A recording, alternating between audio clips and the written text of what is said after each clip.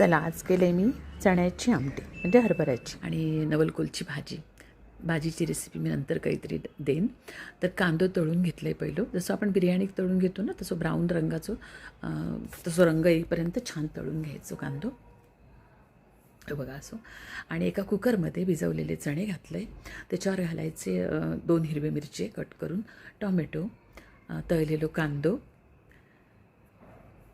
कसुरी मेथी, मीठ, हळद आणि जो तुमचा घरगुती मसाला असा तो 2-3 चमचे, कोथिंबीर, आलं लसूण पेस्ट आणि कांदो तळून जा तेल उरलेला त्यातले 2-3 चमचे तेल, पाणी आणि कुकरचं झाकण लावून 5 ते 6 शिट्टे करून घ्यायचे. मस्त तो चणा मसाला तयार.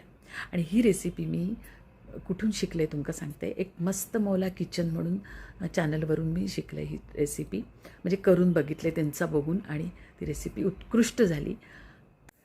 तर तुम्हीसुद्धा असे चणे नक्की करून बघा. एका कुकरमध्ये होतात आणि मस्त टेस्टी बनतात. कधी कधी यूट्यूबवर बघूनसुद्धा काहीतरी बनवू हव्या ना. थँक्यू मस्त मौला किचन. चला तुमका पण थँक्स. बाय.